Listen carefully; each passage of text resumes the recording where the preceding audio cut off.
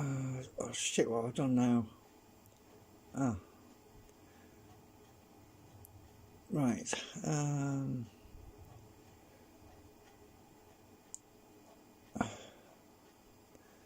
Alright, so at the moment, well, I was talking the other day in the previous live stream that I didn't have enough magnets. Well, it turns out I did have enough magnets. I had some magnets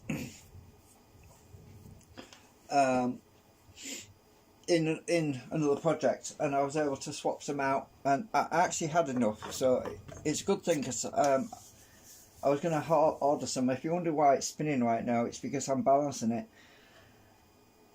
And something strange happens when you spin it, and I'm just spinning it very slowly right now, because when you spin it, the acetone that's drying out has a tendency to, the centrifugal force tends to make it go to the outside rim because it's centrifugally pushing the acetone, and it helps to balance it out more easily. Because one of the things I noticed when I'm actually balancing the rotor assembly, because the 3 rotor system now, I've got them all against each other. One of the things I noticed with it previously was that when I balanced it and I was spinning it, it would go out of balance over time, and I was trying to figure out why it was doing that. And as you know, acetone is a liquid, and if acetone is, well, obviously heavier than air, the liquid form, so when it's in the rotor assembly and it's stationary, it has a tendency to sit at the bottom of the rotor assembly, and so it can actually go out of balance when it's not moving, which is kind of weird, I know, but it's, well, think about your tumble dryer. I mean, your washing machine, right? You've got washing machine full of wet clothes, right? Damp clothes, or whatever you want to call it, and they're all sitting in the bottom of the washer, and you're not spinning it. So all the water tends to go to the bottom of the clothes, at the bottom of the barrel, the tub.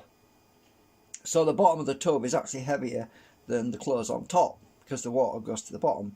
So when you actually centrifugal it, all the water in the clothes spin out. Most of it spins out, right? Doesn't it? So, and that's how you dry your clothes, in a fast spin on a washing machine. So think about it in terms of the acetone in the plastic. So it's drying out. It is drying out, but there's still a small amount in there. And what I did was, I took the segments out of the rotor, that was the middle rotor, which was originally the same as the other generator rotor, which is on the right. And when I took the segments out, I noticed some of the segments were heavier than other segments, and I'm thinking, how the hell can that be? And it appears to be the segments that were at the bottom of the rotor, the acetone that's vaping off slowly, it's evaporating, is slowly sinking through the plastic. And it was sat there, the rotor was sat there on the printer for, well, about a week or two without doing anything, and it was out of balance. And I'm thinking, how the hell did it get out of balance? And that was what I theorised, that it could be that the acetone had just simply sunk through the plastic. So anyway, what I'm doing at the moment is an experiment. I'm just spinning it at a slow speed, and I'm at very slow speed, and it's only running at about 78. I don't know, actually. Let me check. Got my holy pants on again.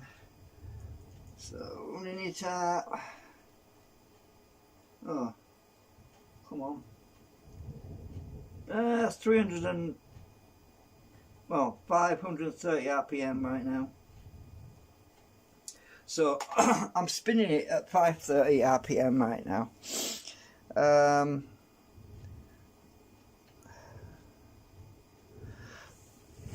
So I just want to see if the balance changes. That's what I'm doing right now. I can speed it up, but I'm trying to get it evened out. Because what I did was I took all the segments out on the middle rotor. I weighed each segment, I rebalanced it, added some blue tack to each one to get the weights all the same on all segments, put them all back in. That's the middle rotor, and which is the middle rotor is now the anti-cogging, because it's got the anti-cogging segments in there. And so I printed out so you could see that the anti-cogging segments. Now, I didn't have enough magnets. I had mostly enough. So what I'm missing at the moment is this magnet and this magnet, and also I'm missing, well actually, yeah, it's just this one, this one, this one, this one, this one, this one, yeah, and all the way around. So there's basically two in each segment missing I really need. But when I looked at the other segments, that's where there is no magnet anyway, so there really should have been two magnets there, but that's where the spoke, one of the spokes is, and I can't incorporate that there unless I get a magnet there. But then these poles are actually facing each other, so what we need to do is subtract that field.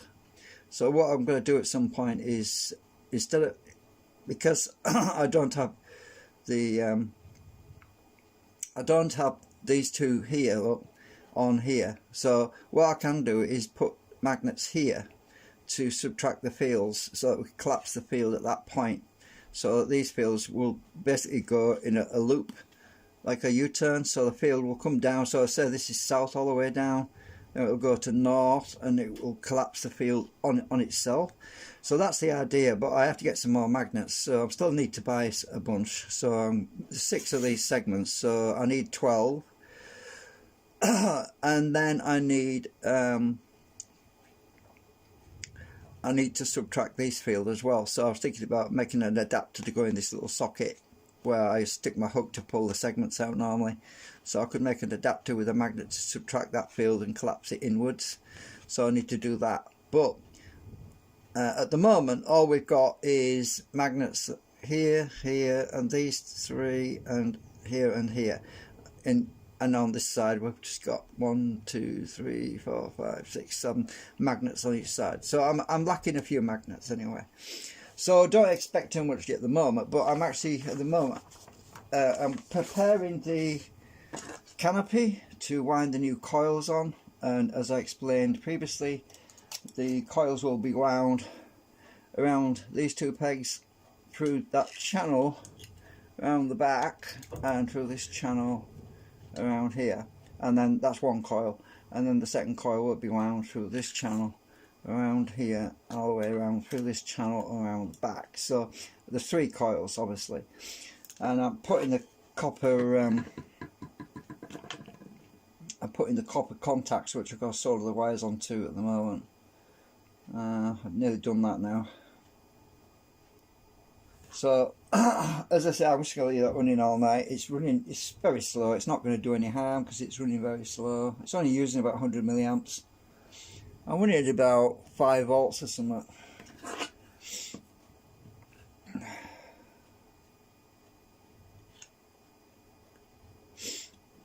Right. I've got all my copper tape on now. So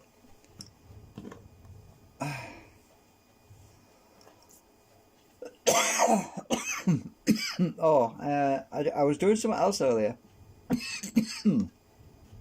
I was trying to find the best. I was trying to balance the rotor assembly, and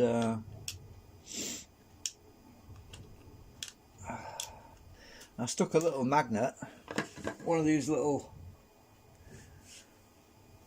tiny little magnets.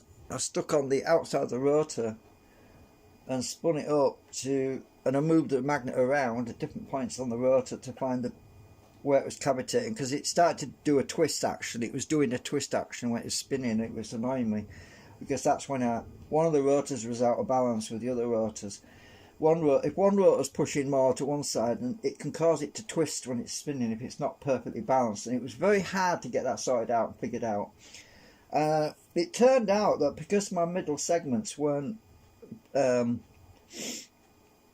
secured properly, I hadn't got the double-sided tape on them, and as it spun up, some of the segments were actually pressing out slightly more than others, and it caused the whole thing to start shifting its weight, and it was driving me nuts. So I put double-sided tape on all the other segments I didn't have on before, so it's a nice snug fit now, so they don't move around inside the slots. And because the ones in the middle, I didn't think that'd be a big problem because they're sandwiched between the other rotors. I thought, well, there's no way they're going to come out, but I was wrong because they were moving around when it sped up faster. When it got faster, they were pressing further out, and that was shifting the weight, and it was causing the weight to move when it was spinning at higher speeds, and that was causing a huge problem. So I've secured them now so that when it's spinning, the segments aren't actually moving around inside the rotor assembly. So this little magnet, I had it stuck onto the outside of one of the rotors to try to overcome the cavitation problem where it was twisting, and I moved it to one point and I spun it a bit too fast, and this little magnet flew across the room. This tiny little magnet flew across the room. I heard this piece of paper on my wall over there, which you can't see. It just hit the piece of paper on the wall. I heard this, like you know, like when you hit a piece of paper, like when you go like sort of like that. I heard a little, you know, and I thought, I think my magnet just flew off. So I spent about half an hour trying to find this thing, and I thought, hang on, I'll just get my other magnet and I'll just hold it over the carpet and see if I can find it. And yeah, the little thing flew up and hit me in the back of the hand, and yeah, I found it anyway. So but yeah, you got to watch out when you're doing these experiments that magnets don't fly off. But I was trying to just balance it out, and I think I got it pretty good. It's not perfectly balanced, but I can't get it perfectly balanced until it's dried out equally, because as I said, the problem with acetone in the plastic is it takes weeks to dry out. It's a very slow process. It's inside the ABS plastic, so it takes a long time for it to even out. And I figured that by leaving it spinning for a while, the centrifugal forces will make the acetone come to the surface, the outside surface of the rotor. Even though I've got sellotape all the way around it, it can still penetrate sellotape, you know. So hopefully, anyway. So I'm just basically letting it spin for now, and hoping it's not going to go out of balance again.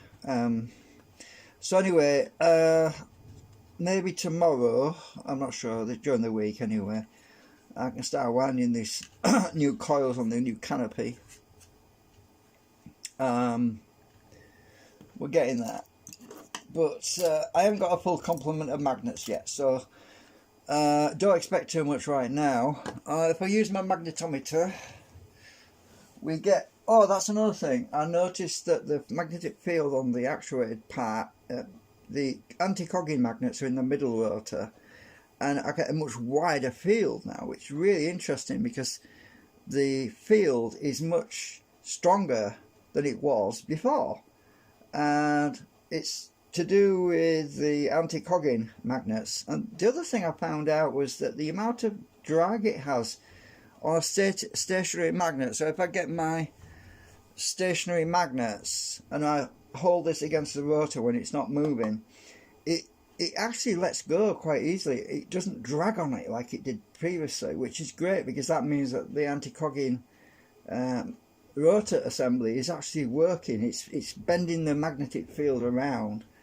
and it's just interesting how it seems to work. I'll just get my magnetometer on anyway. We get quite an interesting field on it. So yeah, I can't really show you unless I slow it down. it'll be better when we see what the waveform is.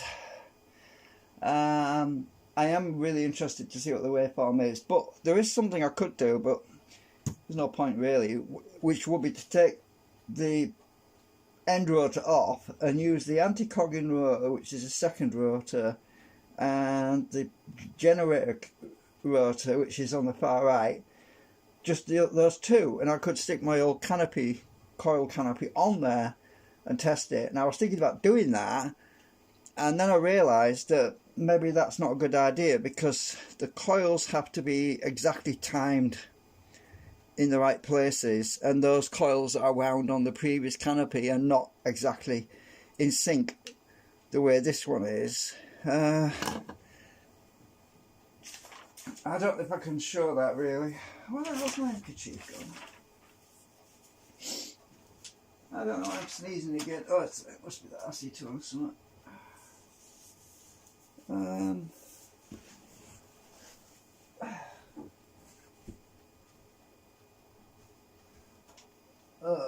There you are.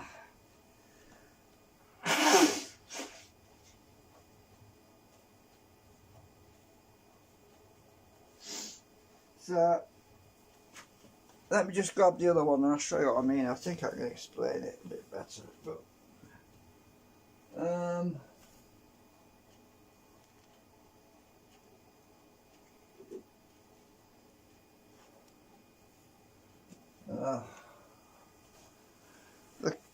the coils are not quite the same, obviously, but the previous coil, it's almost the same, but not quite. You see, the coils on my previous canopy come right down here, right much further in on the side, and on the new canopy my coil is coming much higher up, so it doesn't go all the way down the side, because I'm not going to use the side section for the anti-drag anymore. I'm using the rotor in the middle section that's to do the anti-drag.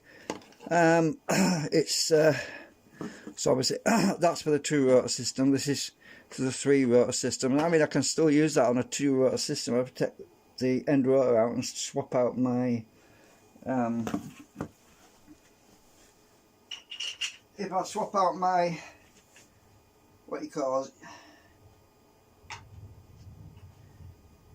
couplers, I could easily go back to this two-rotor system. So anyway, right, so I just wanted to give you some updates, because I've been resting a bit for the last few days. I think I better put this over here. So I'll turn this off for a second.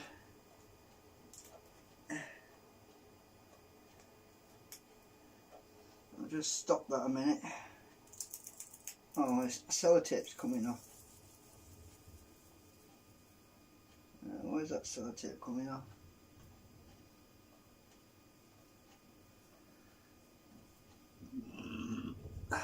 I've just eaten something, so I've got indigestion. So when I get my static magnets and I hold them right in the middle, there's very little drag on it, which isn't really cool. That's right in between, because the anti-cogging magnets, which are in the middle, help to, because the magnets are offset, they're slightly different. So it's very interesting. But obviously with the switched coil system, when the coil's switching, it will basically turn the coil off anyway when it gets to so the generator magnets are here. I'll not get this on here. And that's the dead spot there, about there. But on this middle section, it continues till there. So there's an offset, if you see. So that's the dead spot there. come across on the generator side, the dead spot is there. So these are the ones pushing out most of the field flux for the generator. Right.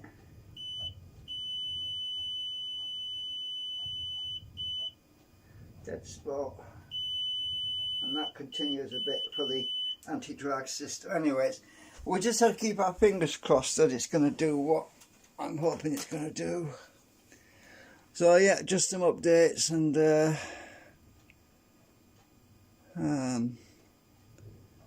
making sure the stream's still going.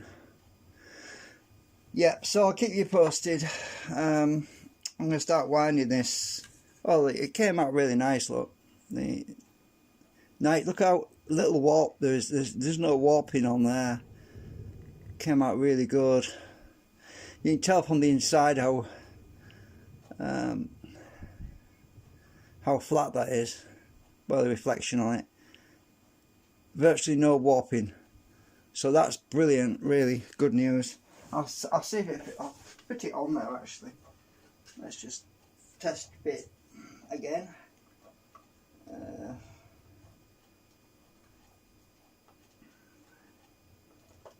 Right, there you go, perfect fit. Look at that.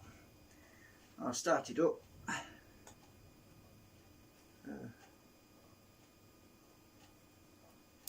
There we go. Take a while to get up to speed at this low voltage or current.